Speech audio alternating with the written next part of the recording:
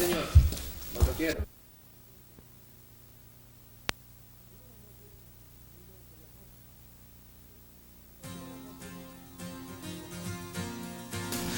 Muy buenas noches, amigos de Diagnóstico. Para todos ustedes tenemos hoy un tema que reviste también mucha importancia, porque vivimos en un mundo donde, desgraciadamente, muchas de las utopías contemporáneas son nihilistas, son fundamentalistas. Desgraciadamente, los hombres parece que nos apartamos todos los días del sendero de la racionalidad y buscamos entender el mundo a través de concepciones, como he expresado, que tienen mucho que ver con una visión esotérica, con una visión del mundo que no corresponde a la búsqueda de la razón y de la verdad. No niego con eso la importancia y la urgencia de que todos los hombres tengamos fundamentos y valores espirituales en los cuales fundar nuestros conceptos de la vida. Pero se ha hablado mucho en los últimos años de las sectas. Y para hablar en particular de una de ellas, de la secta Moon, de la que hablaremos hoy, hemos invitado a un distinguido intelectual y viejo amigo aquí en Costa Rica. Se trata del periodista Tomás Sarabí. Tomás Sarabí tiene ya muchos años de trabajar en Costa Rica. Llegó a nuestro país después de haber huido de la dictadura militar de su patria, de Argentina. Salió hacia España, donde contribuyó a la creación del Club de la Recuperación Democrática Argentina. Llegó en 1979 a Costa Rica, donde ha realizado labores intelectuales y profesionales muy importantes. Ha participado como traductor de muchos materiales de distintas organizaciones no gubernamentales y organismos internacionales. Colabora particularmente en la revista Aportes.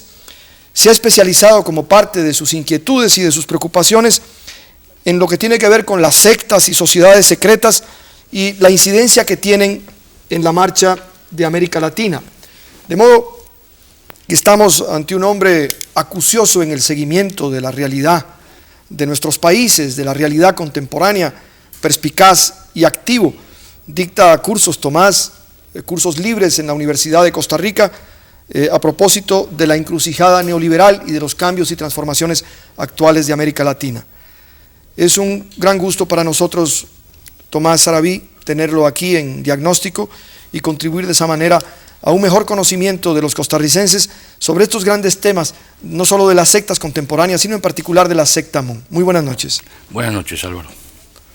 Quisiera que tal vez comenzáramos hablando de eso.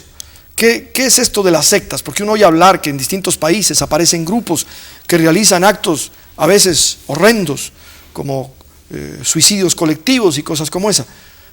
¿Qué nos puede decir? Bueno, la historia de la humanidad es la historia de las sectas y de movimientos secretos. Podemos circunscribirnos a los últimos años.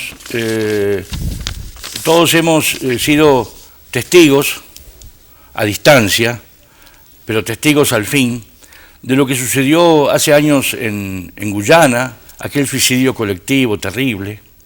En los últimos tiempos nos hemos estremecido todos con lo que pasó con la utilización de gases letales en el tren subterráneo de Tokio, algo terrible, ¿no es cierto? Y todas las investigaciones que se hicieron en torno a eso. Y luego aquella secta que en Canadá y Suiza también utilizó el sistema de suicidio colectivo, todos más o menos lo hemos seguido eso. Y de pronto el último caso, tan tremendo, el de la Puerta del Cielo, o Puerta del Paraíso, hay distintas traducciones, ¿no?, del nombre de la secta, traducciones al español diferentes, pero la secta del Paraíso, que cuyos miembros con enorme alegría, con euforia, con una suerte de felicidad total, encararon a las cámaras de televisión antes de suicidarse en masa. y algunos que no habían participado de esa trágica ceremonia, hemos leído en los periódicos hace poco que decidieron plegarse al suicidio colectivo un tiempo después. ¿Qué hay detrás de todo esto? Hay, en esta clase de sectas hay una mezcla de mesianismo que ojalá vamos a tratar a lo largo de esta conversación, fundamentalismo, y básicamente un elemento común a todas es el control de las conciencias, un tema, el indoctrinamiento, como se le ha dado en llamar en los últimos tiempos. Entonces, vivimos entonces en ese clima. En rigor, tenemos que mencionar también, bueno, que no todas las sectas son suicidas o tremendas, las hay de distinto tipo, de distintas categorías, hay clasificaciones, pero de pronto vemos que cuando hay control de conciencia se puede llegar a cualquier cosa. Depende de la voluntad del Mesías que determina y maneja la vida de sus súbditos, porque son realmente súbditos. Hay algunas características que pueden identificar a un tipo de organización humana donde participan hombres y mujeres de secta. Aparentemente todas tienen en común estar dirigidas por una especie de Mesías, de hombre iluminado, que es capaz de interpretar la realidad y transmitir una verdad y de imponer determinado tipo de reglas y de pautas de conducta. Hay además también el hecho de operar generalmente con un alto grado de sigilo, si no hay una publicidad. Bueno, a ver. Sí, esto se vincula con la historia de las sociedades secretas en general. Un breve paréntesis, pensemos que cuando hablamos debemos ser justos en términos históricos. Al mencionar la palabra sociedades secretas, tan íntimamente vinculada con sectas, porque tienen metodologías similares, etc., no debemos ignorar que ha habido sociedades secretas a lo largo de la historia que han servido para contribuir poderosamente, en el caso latinoamericano, a la emancipación de los pueblos, y en otras instancias históricas, por ejemplo, todo el siglo XVIII, el siglo de las luces, la Revolución Francesa, la Revolución estadounidense, etc., se movían sociedades secretas que contribuyeron poderosamente a superar los resabios de la monarquía, del feudalismo, enfrentaron a la nobleza, etc. Bueno, ahora que usted lo dice, el hecho de que un determinado número de hombres se reúna para proteger sus saberes intelectuales, morales, espirituales, para lanzar un proyecto social o espiritual, no significa eso que sean una secta en el sentido peyorativo que podríamos emplear. Claro. Los cristianos en las catacumbas eran el mejor ejemplo de una sociedad secreta, por decirlo de alguna manera, que transmitían sus conocimientos. Bueno, también en la China anterior al proceso republicano de Sun Yat-sen, muchas de las sociedades secretas eran sociedades patrióticas, realmente buscaban la emancipación de su país, y como usted muy bien lo menciona, los grupos de los sectores vinculados directamente a las logias y a los masones en América Latina, transmitiendo las concepciones liberales. Bueno, ese es el aspecto, digamos... es importantísimo tenerlo en cuenta. Claro. Es porque es el caldo de cultivo de una cantidad de métodos que se han utilizado posteriormente. Ya en el campo religioso, cuando hablamos de sectas, en el contexto de la historia de las religiones, sabemos que el concepto tiene también un significado diferente. Ahora nos estamos refiriendo a las sectas contemporáneas, a las que hemos mencionado y a otras más, que también, de alguna manera, debemos verlas. Un rápido comentario sobre un tema que es importante, que es el concepto de New Age, la nueva era. Se habla mucho en este momento, sobre todo en Estados Unidos y en algunos países europeos, de la nueva era. ¿Qué es la nueva era? La gente se pregunta, ¿qué es la nueva era? La New Age. Una nueva era a cuyos arúspices y sacerdotes e intelectuales está vinculado inclusive la familia Clinton, que tienen sus consejeros espirituales, etc. La New Age, la nueva era, es nada más y nada menos que una puesta al día de todo el bagaje que ha tenido la tradición esotérica, la tradición hermética, el ocultismo, vinculado a ciertos movimientos de control mental y a determinados intelectuales que pretenden la transformación del mundo, en lo que ellos llaman el advenimiento de la era de Acuario. El siglo XXI para ellos va a ser el siglo, ellos piensan, un siglo de transformación del ser humano, pero a la luz siempre de toda esta clase de instrumentos intelectuales conectados íntimamente con la tradición hermética y todo lo que ha seguido. Hay ahí también sectas, etc. Es un movimiento muy amplio, que lo podemos caracterizar así un poquito genéricamente, pero que de alguna manera predomina en los países del norte, en este momento. Entonces, contestando su pregunta, Álvaro, el tema de cómo se caracteriza una secta de las sectas de las cuales ahora estamos hablando. Se caracteriza habitualmente por un líder espiritual mesiánico que tiene sus propias ideas sobre el mundo, a través de conceptos generalmente religiosos, pero no siempre vinculados a la religión, a veces son elementos de una cosmovisión especial. Utilizan el sigilo. El sigilo siempre existe en una secta. ¿En qué medida? Puede haber movimientos que aparecen a la luz del día, aparecen en los periódicos. Nosotros en San José tenemos una cantidad muy grande de esos movimientos, pero tienen sus triquiñuelas, sus trucos. Son en realidad movimientos que están como captando gente, y 1%, a veces pequeño, de esa gente entra en el territorio del secreto, en las actitudes sigilosas. O sea, que las conferencias que brindan muchas veces son señuelos para atrapar personas que luego son cooptadas por la... No siempre tienen el nombre de sectas, pero nosotros las denominamos así genéricamente. Son escuelas filosóficas, etc. Y de pronto algunas de ellas han sido prohibidas en Europa. Tenemos muy poca, es decir, me doy cuenta de que en el ámbito público hay muy poco conocimiento de las sectas. Y generalmente presentan,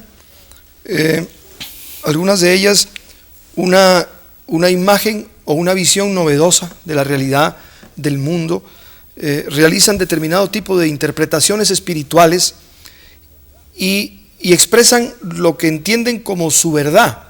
Hay una característica de realizar una especie de compendio generalmente extremadamente simplista y breve de los grandes temas del hombre, del mundo, del universo, de las relaciones entre las sociedades, en fin. Y como usted muy bien dice, este tipo de explicaciones generalmente breves las convierten en un mensaje que es incorporado por los adláteres, por la gente que participa de ellas, y tienen la particularidad de encerrarse en sí mismas, de no participar, desde luego, como ocurre con algunas corrientes espirituales modernas, como puede ser el budismo o el cristianismo o el catolicismo en particular, que son fuerzas espirituales abiertas, dispuestas a un diálogo, a una confrontación, a una discusión, incluso de sus propias verdades teológicas. Hay una inserción en la vida social, de modo que esa particularidad se relaciona con estas sectas. Exactamente.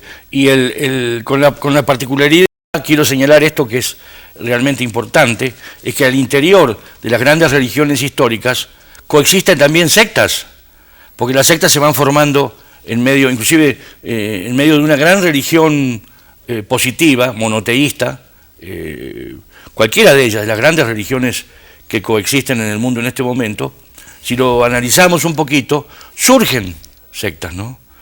¿Por qué? Porque el proceso no es solamente organizativo, sino que tiene mucho que ver con el fundamento, el basamento ideológico. En rigor, tienen mucho que ver con el fundamentalismo. De ahí el fundamentalismo árabe, islámico, cristiano, sí. Y el fundamentalismo cristiano. Claro. Bueno, pero para entrar, digamos, con un poco más de especificidad en este gran tema específicamente de la secta Mun, porque ha tenido una gran divulgación mundial. Se ha hablado muchísimo de su dirigente, se ha hablado mucho de su interés en controlar medios de comunicación, conciencias. Bueno, es el tema del que vamos a hablar. ¿Por qué podría ser interesante en Costa Rica discutir este tema de la secta Mun? Resulta interesante, y yo diría que impostergable en Costa Rica, debatir la presencia en el país de la secta Mun, que ya está entre nosotros. Ahora vamos a ver, vamos a dar algunos datos concretos sobre cómo está la secta Mun entre nosotros. Ya existe en Costa Rica desde hace años. Ha sido muy estudiada últimamente por ejemplo, el Centro Coordinador de Evangelización y Realidad Social, SECODERS, de la Iglesia Católica. Están estudiando mucho los compañeros que allí trabajan el tema de la nueva era o New Age, y también alguna gente se especializa en otras sectas, y entre ellas hay un interés muy grande ahora, como vamos a ver ahora. Ha habido muchos escándalos últimamente en el Cono Sur, y esos escándalos nos han abierto los ojos a todos sobre los verdaderos problemas que conlleva esta secta Mun, que es el nombre que genéricamente se le da a la llamada Iglesia de la Unificación. Entonces, es importante que nosotros tengamos conciencia, pero no solamente que tengamos conciencia y que debatamos aisladamente este tema, sino que las fuerzas vivas, las fuerzas políticas, no me refiero solamente a los partidos políticos, la gente que tiene vocación política, vocación patriótica, debe interesarse en este tema, que aparece ser un tema colateral, pero tiene una importancia trascendental.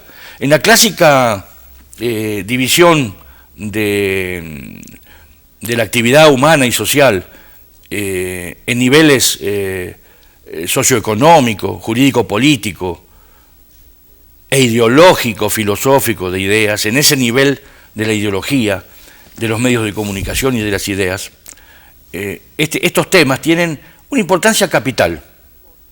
Así lo entienden algunos sectores. En rigor, la Iglesia Católica, por ejemplo, y otras iglesias históricas, se interesan muchísimo en esto porque sienten una presión tremenda de la secta Mun, concretamente, ya vamos a entrar ya en tema con la secta Mun, y la consideran un peligro. Debo confesar lo siguiente: mi visión en esta conversación que estamos manteniendo es una visión que no parte del tema teológico, ni de ningún tema así parcelado de la realidad. Pretendo que adquiramos todos una visión patriótica latinoamericana, porque esta secta, además de los problemas filosóficos y teológicos que supone, y de una cantidad de problemas de control de conciencias, etcétera, atenta contra, acá voy a alargar un concepto que es se me está ocurriendo en este momento, atentan contra la soberanía política, contra la soberanía económica y contra la soberanía ideológica de los pueblos, porque pretenden, con este mesianismo y fundamentalismo que estamos ahora poco a poco analizando, y con ese control de conciencias, manejar a la gente. Entonces es importante, y ahora vamos a ver la experiencia de la secta Mun, un poco rápidamente su historia, y qué está pasando en los países del Cono Sur, porque allí es donde se está dando ahora, se están dando escenas, episodios dramáticos de la influencia de un quiebre que se produce en las sociedades cuando esta clase de sectas, con tanto dinero como tienen, compran conciencias, y no son tontos, ellos saben que tienen que comprar las conciencias de grandes políticos, de grandes Pero no personajes. solo compran en el sentido literal, a través de halagos o facilidades brindadas a personas importantes, sino que manipulan, Exacto. trastornan la conciencia de miles de jóvenes, de profesionales, intelectuales. Es decir, no debe creerse que solamente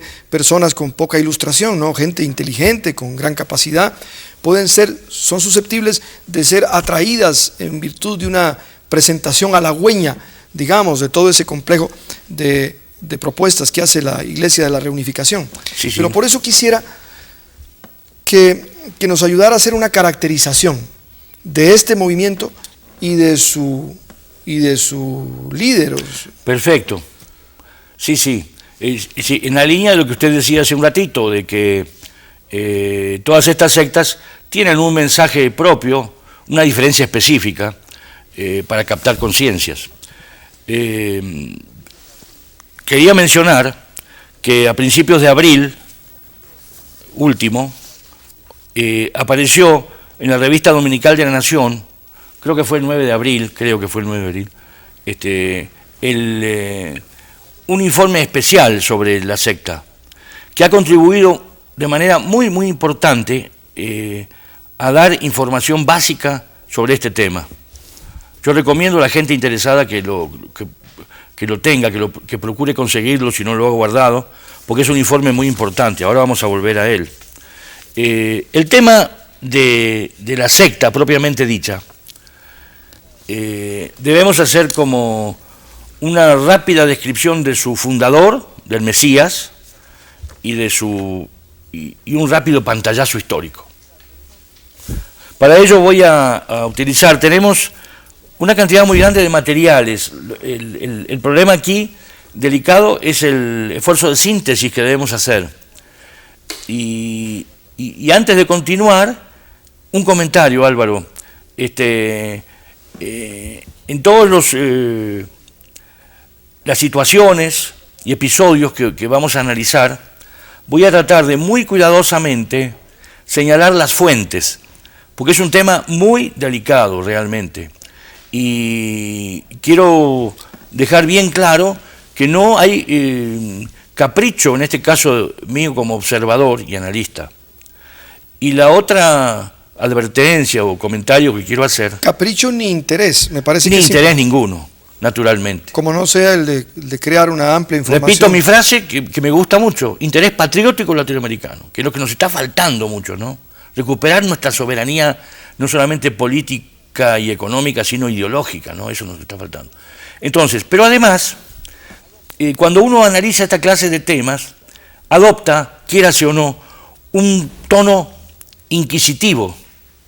Si no fuera así, abandonaríamos la conquista máxima de la humanidad, que es el pensamiento crítico, que es lo que nos debe mover cada día que vivimos. Pero quiero agregar, inquisitivo, pero no inquisitorial. O sea, vamos a mencionar nombres, vamos a mencionar movimientos, vamos a mencionar... Pero no estamos poniendo a nadie en el banquillo de los acusados, sino que estamos investigando para que la investigación la continúe mucha gente. Toda aquella gente pensante, todos aquellos que se interesan por el destino de Costa Rica y América Latina, aquí voy a ser un poquito dogmático, tienen que interesarse por este tema, porque este tema nos está envolviendo. Si no nos interesamos por este tema, terminamos, vamos a ser destruidos por esto, como vamos a ver ahora. Aparece este es un material de SECODERS, de ese Centro Coordinador de Evangelización y Realidad Social. El munismo, como se lo llama popularmente, a ellos no les gusta que lo llamen así, adoptó como oficial la denominación Iglesia de la Unificación en 1971. Es conocida también con los nombres de Secta Mun, Liga Anticomunista Mundial, o sorpresa, hemos oído hablar tanto de la Liga Anticomunista Mundial. En este análisis nos vamos a encontrar con una cantidad de ramas, ramificaciones y ramitas de la secta que están trabajando hace años.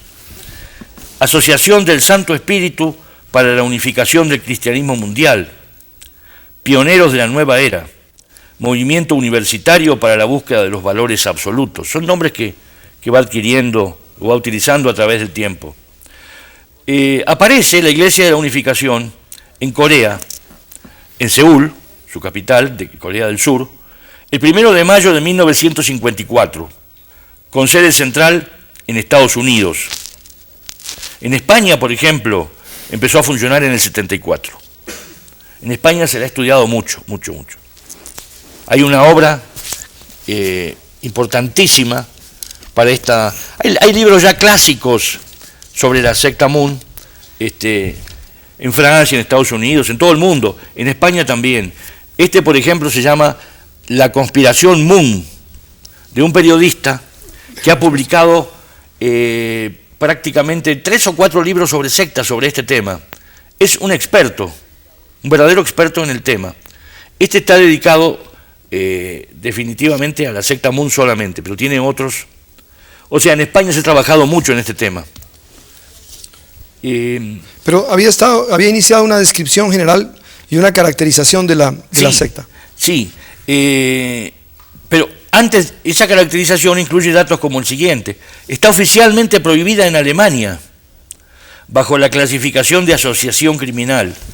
En Australia, en Israel y en otros países. Está prohibida. El fundador, que con el tiempo adquirió el nombre con el cual se lo conoce ahora, que es Sun Myung Moon. Vamos a cortar distintos aspectos, nombres que tuvo en su vida, etcétera, porque eso sería ya para una enciclopedia, ¿no? Son muy interesantes, pero... Y a él se lo conoce clásicamente como el Reverendo Moon.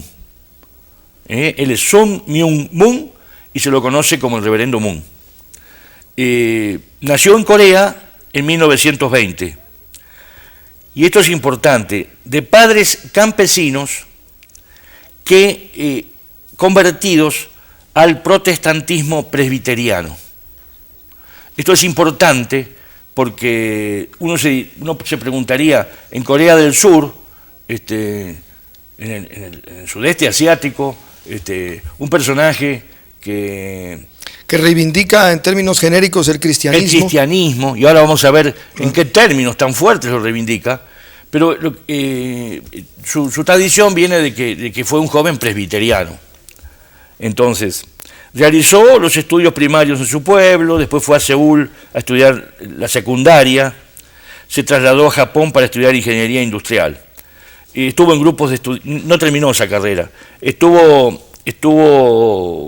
en grupos de estudiantes en favor de la independencia de su país, etc.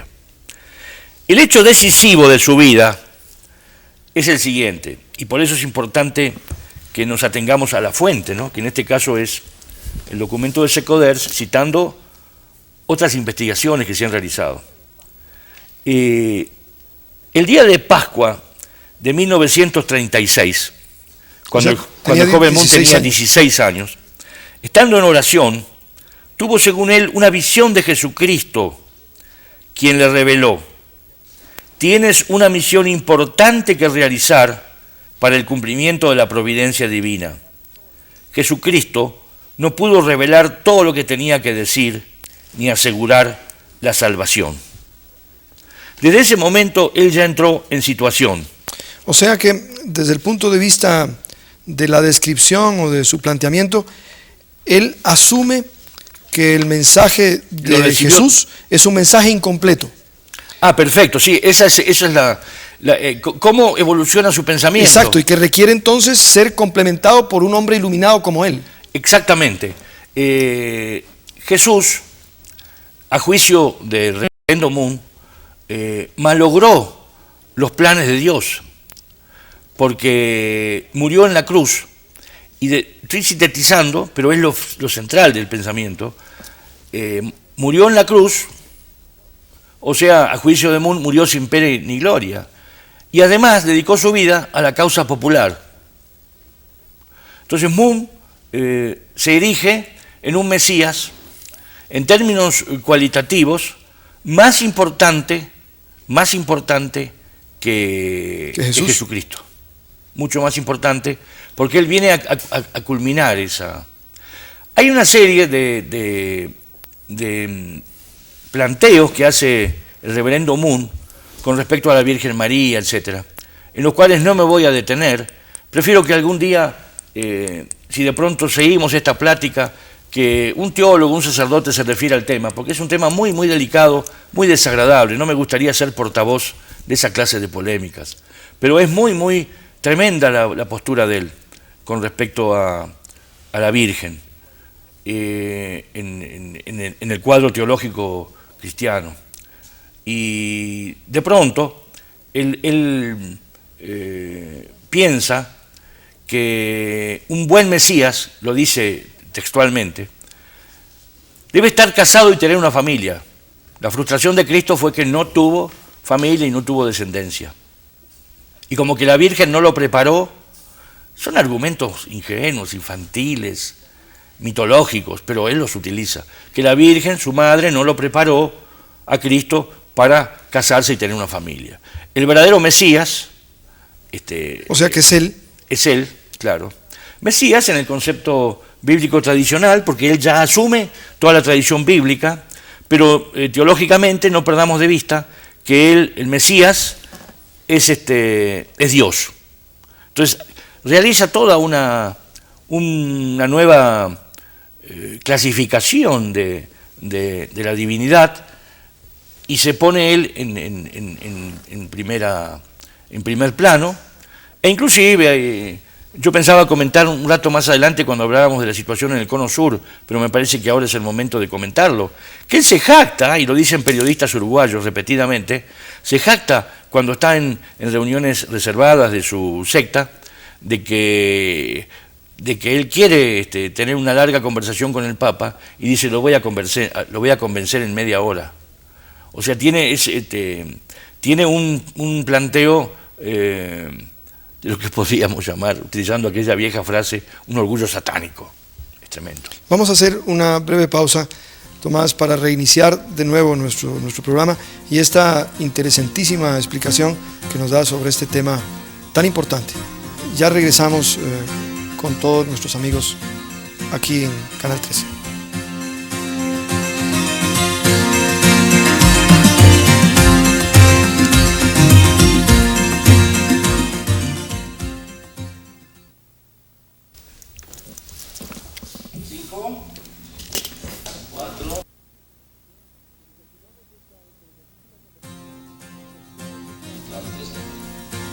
Continuamos esta interesantísima conversación con el periodista Tomás Sarabí, quien es un especialista en el tema de las sectas y que ha hecho una profusa investigación sobre el tema específico de la secta Moon, que como todos sabemos ha hecho su ingreso a nuestro país.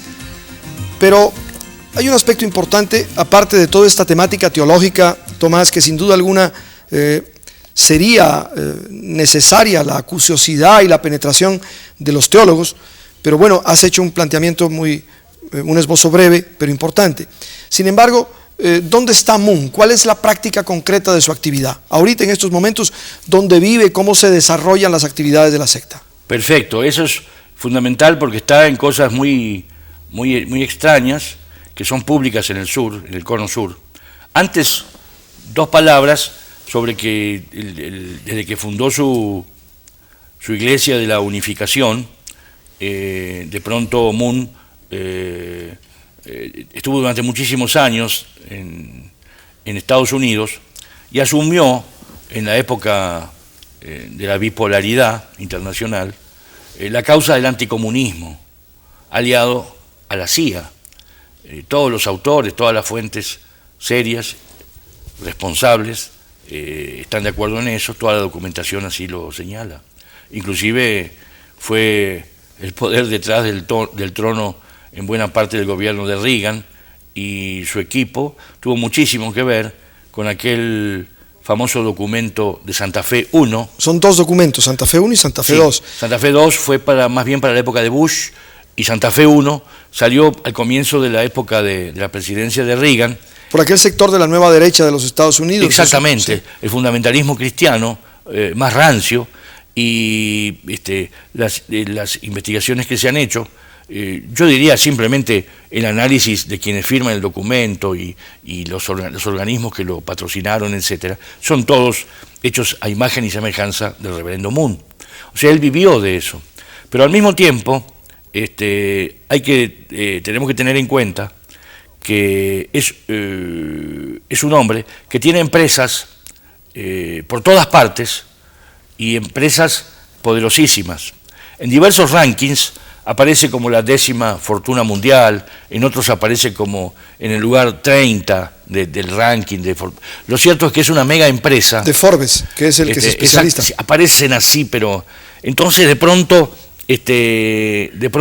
lo importante es tener en cuenta que él es un hombre que tiene una capacidad ilimitada de dinero. Una campaña de él, por ejemplo, como la que hizo hace algunos años para mandar a ministros y políticos de muy diversos países, costaba $4,5 millones. O sea, mandaba regalos, presentes, videos, bueno, toda una parafernalia. Inmensa. Inmensa. Bueno, Y después hacía invitaciones muy costosas. invitaciones a distintos congresos que todas sus organizaciones paralelas realizaban. Inclusive en el número de La Nación del 9 de abril de este año, se hace un señalamiento muy importante, que ese no lo quisiera dejar pasar, que es el siguiente. Es un artículo excelente, producido por los periodistas Nefer Muñoz y Juan Fernando Lara, de La Nación, con apoyo de la periodista Giannina Cegnini y de Gerardo Chávez. Gerardo Chávez seguramente en las traducciones, ¿no? Claro. Entonces, digo excelente porque, bueno, no hay un informe que pueda sintetizar todo esto, pero para el momento costarricense actual es importante. Pero ahora bien, en este trabajo, ahora voy a ir al tema de la pregunta concreta, pero me parece que es el momento. Aparecen figuras públicas que han participado en reuniones colaterales, y aparecen inclusive expresidentes de Costa Rica, y aparece George Bush, expresidente de Estados Unidos, que acaba de viajar especialmente a la Argentina para apoyar a Moon en algunas de sus andanzas. En estos momentos. En estos momentos. Moon está en este momento, después podemos volver a esto que es muy importante, sí, lo de los expresidentes, realmente.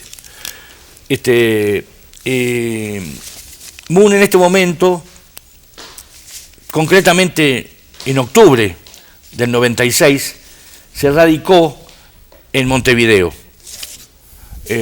La imaginación popular, como si dijéramos la gente de Alajuela de Uruguay, le puso a la ciudad Montevideo, ya le pusieron el mote, ¿no?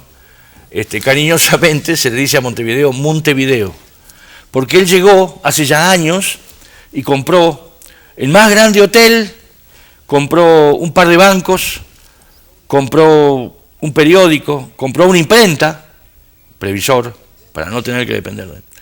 Y tiene una cantidad enorme de intereses, ¿no? Y ahora llegó con renovados bríos nuevamente al Cono Sur, e hizo una entrada que él pretendía que fuera triunfal en la Argentina, no tuvo mayor eco. Y acá podemos explicarlo en un brevísimo paréntesis. ¿Por qué Moon tiene más arraigo? No arraigo, lo del arraigo es una situación un poco forzada por él, pero Uruguay es un país laico. Como se sabe, en Uruguay no hay Semana Santa, se llama la Semana del Turismo. no hay, por cierto, ninguna religión oficial, en absoluto. En cambio, en Argentina hay toda una tradición en donde tiene mucha importancia la Iglesia Católica, Apostólica y Romana. En consecuencia, en la última llegada de Moon, gastó millones, se lo llevó a George Bush, largó una publicación en Argentina, Tiempos del Mundo, que la quiere también hacer aquí. Esa misma, y no sé si reimprimirla o hacer una edición centroamericana. Pero él vive en Uruguay. Él vive en Uruguay y ha tratado ahora de ir a la Argentina, y entonces como el sistema político argentino, yo diría abiertamente, no porque sean santos que no acepten la corrupción, sino más bien porque hay un peso tremendo. En Argentina el Ministerio de Relaciones Exteriores es también y de culto, y la Conferencia Episcopal Argentina es muy fuerte, y todavía no aceptan a este personaje. Sin embargo, la Conferencia Episcopal Uruguaya sí tengo entendido que se pronunció. La Conferencia Episcopal Uruguaya hace 6 meses ha hecho una crítica fuertísima a la presencia de Moon en Uruguay, con causas muy concretas. Ahora, para entrar en Argentina y para aposentarse, porque él quiere aposentarse en los dominios del Mercosur, como tiene tanto dinero, piensa que puede fortalecer el juego de Mercosur con sus aportes. Entonces, hay una cosa que debe quedar muy clara, y es que hay una evidente imbricación entre una propuesta espiritual y un proyecto económico, que es el proyecto económico de Moon, del que nadie participa. Por supuesto que los adláteres, la gente que se suma a su llamamiento espiritual, no coparticipa de las glorias del emporio económico que maneja Moon. Naturalmente, y podríamos decir claramente que la Iglesia de la Unificación se maneja como una mega empresa. Ya habíamos dicho que un Mesías no puede ser tal si no es un hombre poderoso de muchísimo dinero. Él lo ha logrado, y entonces ahora está estableciendo, esto es importantísimo, está estableciendo ciudades modelo en la Argentina, en Paraguay, en el sur de Brasil. Está estableciendo fábricas de muy diverso tipo. Todavía no lo ha hecho muy concretamente, pero ha prometido invertir tanto en Argentina como en Uruguay, en el caso del Uruguay, cerca del puerto de Montevideo, astilleros navales, fábricas muy poderosas. De pronto, alguien diría, bueno, es un santo este hombre. No, estamos hablando de un personaje que no es Vicente Blasco Ibáñez, el gran novelista español de comienzos de este siglo, que con el tiempo ha visto desfigurada su figura, bueno, porque los bestsellers son diferentes hoy, pero era el bestseller de los años 20. Vicente Blasco Ibáñez, en una de sus utopías, se trasladó con una cantidad ponderable de españoles, de familias españolas, e instaló unas colonias en la provincia de Corrientes, en Argentina. Pero fíjense qué diferencia lo hacía con ese espíritu utópico de un novelista que después de escribir La Vuelta al Mundo de un novelista y tantas novelas famosísimas e interesantísimas, decidió poner en práctica ideas. Este hombre no, este hombre lo que está haciendo es utilizando el planeta como un tablero de ajedrez. Hay documentación en ese sentido. Pero ¿cómo opera la manipulación religiosa? ¿Cómo es que se crea? ¿Cuál es el factor? El factor. Bueno, ante todo digamos que se está yendo un poco de las manos esto. En Uruguay ha habido muchos escándalos justamente por la manipulación religiosa. Él utiliza distintos nombres también para hacer congresos, en este caso de familias. A él le gusta usar la familia cristiana, le gusta utilizar, aquí mismo en Costa Rica está utilizando un par de instituciones con esos nombres, ¿no? Entonces, en Uruguay lo está haciendo. Pero hay que tener claro que es el cristianismo de Moon. Es el cristianismo de Moon, pero a él le gusta desfigurar todo, ¿no? Entonces sucede, voy a mencionar escándalos, porque es lo que nos da una idea clara de cuáles son las limitaciones de este hombre, de este Mesías, en Uruguay. Ha hecho congresos de familia, le interesa muchísimo el tema, y ha llevado gente de todo el mundo. Él traslada de repente, en noviembre, diciembre, llevó 4.000 misioneras munistas japonesas a Montevideo. Cada una de ellas llevaba un paquete. Esto está en los periódicos, lo tengo acá, los recortes, todo. Está en los periódicos, sobre todo en el semanario Brecha de Montevideo, que hace un seguimiento muy permanente y muy minucioso del tema. Llevó 4.000 misioneras, las cuales llevaba cada una un paquetito con $25.000. Parece un cuento de hadas esto, ¿no? Lo cual totaliza algo así, yo había hecho la cuenta, son $100 millones. Dólar más, dólar menos. Pero todas con el mismo atuendo, con el mismo paquetito, fueron al banco que es propiedad de él y depositaron. Entonces los periodistas montevideanos estaban alborozados por esto, porque como noticia era algo increíble. Unas colas interminables, ¿no?, que duraron varios días.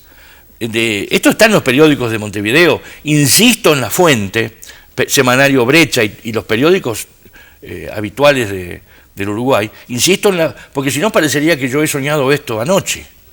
Parece un sueño, parece una invención, parece... ¿Y qué resultó de todo eso?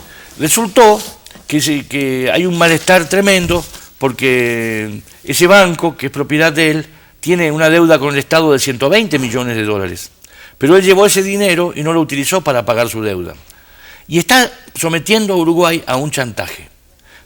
Visiblemente en esta clase de casi ceremonias, llega gente con dinero y hacen esta clase de inversiones. Y entonces como que están mostrándole la carnada a empresas uruguayas, etcétera, como diciéndoles tenemos el dinero, y al mismo Estado uruguayo. Recordemos que es una potencia dentro de Uruguay, el imperio Moon. Entonces, pero hay escándalos que quiero señalar, que son más importantes todavía. Usted se refería al tema ideológico, familia e ideología. De pronto, en el encuentro que hubo de familia, hubo centenares de militantes, parejas, porque habitualmente iban parejas, militantes católicos y centenares de militantes evangélicos que pusieron el grito en el cielo y se quejaron porque acusaron al reverendo Moon y a su iglesia y a sus organismos colaterales de querer indoctrinarlos porque les querían lavar el cerebro con respecto a sus ideas tradicionales, teológicas, y pretendían como infundirles que se denomina actualmente indoctrinamiento, de una manera, bueno, todo indoctrinamiento es forzado en general, ¿no?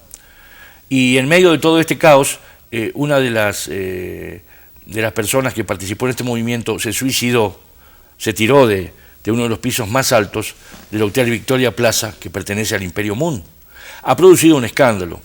Esto es importante, Álvaro, porque con los inconvenientes que ha tenido en la Argentina, donde por imperio un poco de la fuerza del episcopado se lo rechaza mucho, ¿no?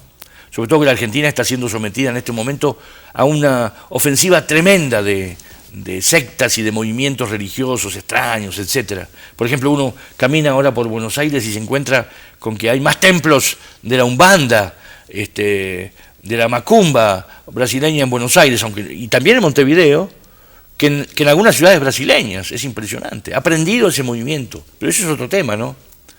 Pero lo cierto es que se lo rechaza.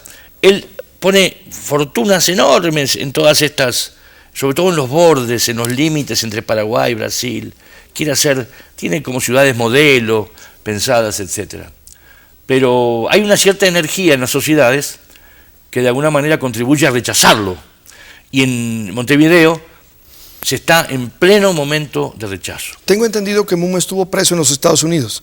Él es dueño de un periódico importante, el Washington Times. Él es dueño de periódicos en todo el mundo, el Washington Times, visiblemente una maniobra para enfrentar al Washington Post y al New York Times, es un periódico importantísimo, que de alguna manera alimenta a revistas como Tiempos del Mundo, publicaciones que él está haciendo en todas partes. Hay una lista interminable en todo el mundo. Su imperio está bien diseñado al estilo de que cubre todos los aspectos de la actividad, pero su capital inicial lo hizo con dos productos básicos, como fabricante de armas y como fabricante de productos típicos coreanos.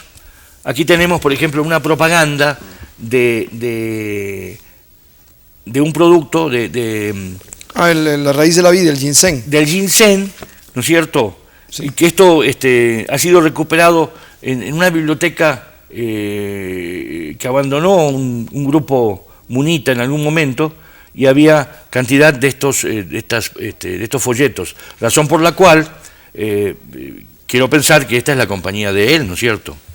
Y de estas tiene cualquier cantidad de actividades. El suicidio de esta señora que decidió terminar de esa manera trágica su vida porque se sentía indoctrinada y manejada ideológicamente por la secta, motiva que muy probablemente Moon haya puesto sus ojos, y también los problemas que tiene, que haya puesto sus ojos en Costa Rica. Porque una pregunta que podríamos hacernos es la siguiente: ¿Moon está exagerando? Un investigador ha dicho que está en 188 países del mundo. Creo que se exageró un poco, pero está en todas partes. Ahora la pregunta es, ¿quiere venir aquí a Costa Rica como un lugar más, la secta? O, de acuerdo con mi hipótesis, ahí yo me juego una carta, tengo mi hipótesis, que se ha visto confirmada, porque yo tenía la hipótesis, quiere venir y quedarse aquí. El verdadero problema es que yo personalmente pienso, y tengo elementos, de que él quiere quedarse en Costa Rica, y va a ser un peligro para el país. El tiempo terminó, Tomás. Desgraciadamente estamos en el minuto final de nuestro programa. Creo que se quedan una enormidad de cosas por decir, por escuchar, por plantear. Sería interesante incluso en una oportunidad invitar a un grupo de personas, de teólogos, de investigadores. Teólogos, sí, sería muy importante. Y hacer una especie de debate, de análisis sobre este tema de la secta Moon. Te agradezco infinitamente la participación en el programa, creo que ha sido muy esclarecedora. La gente que no sabía nada ya sabe algo sobre los propósitos y los planteamientos de esta secta que ya, como hemos dicho, está en nuestro país. Muchas gracias, Tomás Sarabí, ha sido un momento muy especial para nosotros. Buenas gracias. Y a ustedes, amigos, muy buenas noches y hasta nuestro próximo diagnóstico el próximo lunes a las 9 de la noche.